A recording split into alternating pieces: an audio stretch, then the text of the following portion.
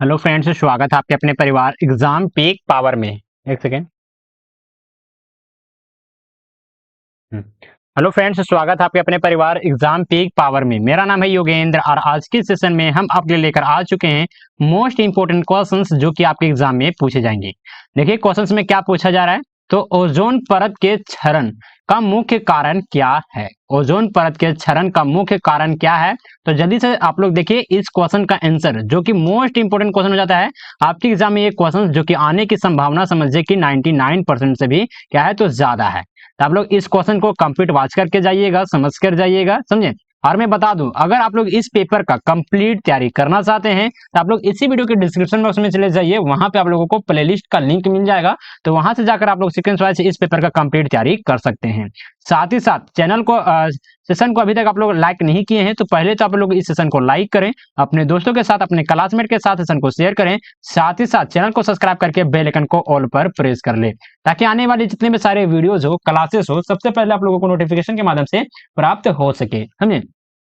तो चलिए आ जाते हैं अपने क्लासेस में। क्लास में देखेंगे, देखिए उसका उत्तर है जो कि यहाँ से स्टार्ट हो जाता है। तो आप लोग प्रयास कीजिएगा, क्या प्रयास कीजिएगा कि जिस प्रकार से इस पीडीएफ में पॉइंट बना बना कर लिखा गया है उसी प्रकार से अपने आंसर शीट में भी पॉइंट बना बना कर ही लिखिएगा, समझे। तो चलिए हम लोग लिखेंगे क्या। तो सबसे पहला पॉइंट में देखेंगे तो ओजोन परत का क्षरण मुख्य कारण, कौन सा मुख्य कारण है। तो सबसे पहले हम लोग इसका इंट्रोडक्शन को समझेंगे, परिचय को समझेंगे, समझे।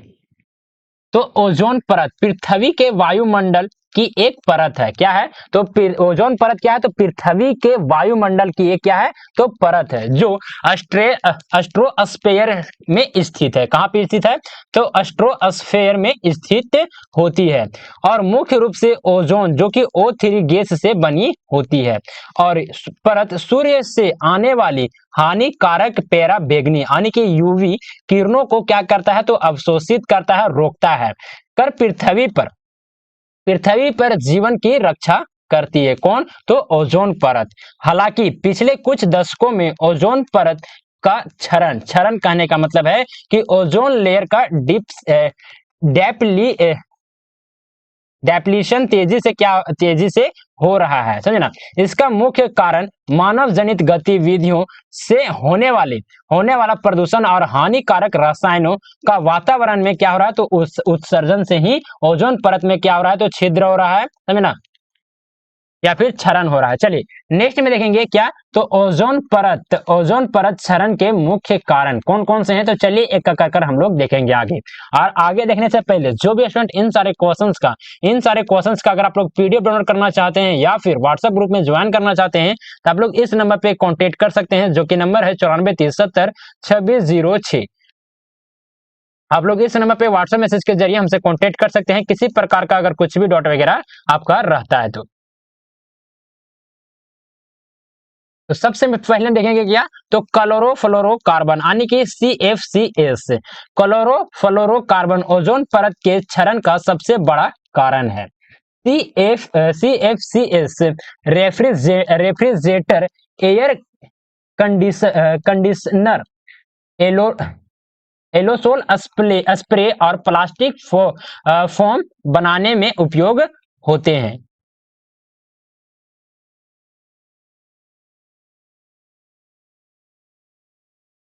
चलिए आगे आ जाते हैं। ये रसायन वायुमंडल में पहुंचकर सूर्य की पैराबिग्नी किरणों को क्या करता है तो प्रभाव से क्लोरीन अणु उत्पन्न करते हैं, जो ओजोन को क्या करता है तो नष्ट कर देते हैं।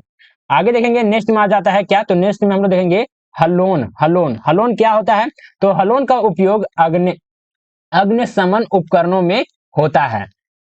यह ओजोन परत के लिए अत्यधिक हानिकारक है, क्योंकि यह ब्रोमीन गैस उत्पन्न करता है। क्या करता है तो जो हलोन होता है कौन सा गैस उत्पन्न करता है तो ब्रोमीन गैस उत्पन्न करता है, जो ओजोन को तेजी से नष्ट करता है। चलिए आगे आ जाते हैं। नेक्स्ट में देखेंगे नाइट्रस ऑक्साइड यानी कि N2O। नाइट्रस ऑक्साइड का उत्सर्जन कृषि और औद्योगिक प्रक्रियाओं के दौरान होता है। यह गैस वायुमंडल में ओजोन अणुओं के साथ प्रतिक्रिया करती है और इन्हें नष्ट कर देती है। तो चलिए नेक्स्ट पॉइंट में आ जाते हैं। पॉइंट नंबर 4 में देखेंगे क्या तो एरोसोल्स और सॉल्वेंट्स। एरोसोल्स और सॉल्वेंट्स के उपयोग किए जाने वाले रसायन ओजोन परत के लिए क्या है तो हानिकारक होते हैं। इससे उत्पन्न वाष्प वायुमंडल में जाकर ओजोन अणुओं को क्या करता है तो नष्ट करता है। चलिए आगे आ जाएंगे, नेक्स्ट पॉइंट में देखेंगे, पॉइंट नंबर 5 में देखेंगे क्या बोला जा रहा है तो औद्योगिक प्रदूषण। औद्योगिक प्रदूषण क्या हो जाता है तो उद्योगों से निकलने वाली गैसें जैसे कि कार्बन टेट्राक्लोराइड और मिथाइल क्लोरोफॉर्म ओजोन परत के क्षरण में क्या करता है तो योगदान देती है। चलिए आगे देखेंगे, नेक्स्ट पॉइंट नंबर 6 में आ जाता है रॉकेट प्रक्षेपण और उच्च ऊंचाई वाले विमान। इसमें क्या है, इसमें कैसे लिखेंगे तो रॉकेट और विमान से निकलने वाली गैस ऊपरी वायुमंडल में जाकर ओजोन परत को क्या करता है तो नुकसान पहुंचाता है। किस किस से तो रॉकेट और विमान, समझे। चलिए आगे देखेंगे, नेक्स्ट पॉइंट में आ जाता है पर्यावरणीय यह संतुलन। पर्यावरणीय यह संतुलन किस प्रकार से होता है तो वनों की कटाई और पारिस्थितिकी तंत्र में यह संतुलन भी यह प्रत्यक्ष रूप से ओजोन परत को क्या करता है तो प्रभावित करता है। चलिए नेक्स्ट में देखेंगे, नेक्स्ट पॉइंट आ जाता है ओजोन परत के क्षरण के परिणाम, यानी कि ओजोन परत का क्षरण होता है उससे क्या क्या प्रभाव देखने को मिलता है तो चलिए इसे भी हम लोग समझते हैं। स्वास्थ्य समस्याएं किस प्रकार से होता है तो यूवी किरणों के अधिक संपर्क में आने से त्वचा कैंसर, मोतियाबिंद और प्रतिरक्षा प्रणाली क्या होता है तो कमजोरी होती है, प्रतिरक्षा प्रणाली में कमजोरी होती है। चलिए आगे देखेंगे, पारिस्थितिकी तंत्र पर प्रभाव किस प्रकार से पड़ता है तो समुद्री जीवन और फसलों पर बुरा प्रभाव देखने को मिलता है। चलिए नेक्स्ट में आ जाएंगे, जलवायु परिवर्तन को किस प्रकार से प्रभावित करता है तो ओजोन परत का क्षरण ग्लोबल वार्मिंग में भी क्या होता है तो योगदान देता है। आगे आ जाएंगे निष्कर्ष हम लोग लिखेंगे। निष्कर्ष लिखना मोस्ट इंपोर्टेंट पॉइंट हो जाता है, आप लोग निष्कर्ष लिखना बिल्कुल भी मत भूलिएगा। और निष्कर्ष बताने से पहले आप लोगों से एक छोटी सी रिक्वेस्ट है कि अभी तक आप लोग इस सेशन को लाइक नहीं किए हैं तो पहले तो आप लोग इस सेशन को लाइक करें, अपने दोस्तों के साथ, अपने क्लासमेट के साथ सेशन को क्या करें तो शेयर करें, साथ ही साथ चैनल को सब्सक्राइब करके बेल आइकन को ऑल पर प्रेस कर ले ताकि आने वाली जितनी भी सारी वीडियोज हो, क्लासेस हो, सबसे पहले आप लोगों को नोटिफिकेशन के माध्यम से प्राप्त हो सके। चलिए तो निष्कर्ष में क्या लिखेंगे तो ओजोन परत का क्षरण एक गंभीर पर्यावरणीय समस्या है जो मानव जीवन और पारिस्थितिकी तंत्र पर क्या करता है तो नकारात्मक प्रभाव डाल रही है। इसे रोकने के लिए CFCs और अन्य हानिकारक रसायनों के उपयोग पर क्या है तो प्रतिबंध लगाना और विकल्प ऊर्जा स्रोतों का उपयोग करना और जन जागरूकता बढ़ाना आवश्यक है। मॉन्ट्रियल प्रोटोकॉल 1987 जैसे अंतर्राष्ट्रीय समझौते ने इस दिशा में महत्वपूर्ण भूमिका निभाई है। क्या हुआ तो एक मॉन्ट्रियल प्रोटोकॉल के अनुसार ही कोई भी देश किस प्रकार से वहां पे क्या करेगा तो पर्यावरण को संतुलित रखने के लिए क्या करेगा तो पेड़ पौधे लगाएगा, पेड़ पौधे का संरक्षण करेगा। साथ साथ बहुत सारे ऐसे गैस होते हैं जिसको प्रतिबंध भी लगा दिया जाता है इन सारे प्रोटोकॉल के ही माध्यम से, समझे ना। तो आप लोग इस थोड़ा सा ये जो शब्द है प्रोटोकॉल है आप लोग इसको याद कर लीजिएगा। ये कब हुआ था तो 1987 में हुआ था। और ये किस प्रकार का समझौता है तो अंतरराष्ट्रीय समझौता है, यानी कि अंतरराष्ट्रीय करने का मतलब है कि विश्व लेवल पर यह समझौता किया जाता है अन्य देशों के साथ, समझे।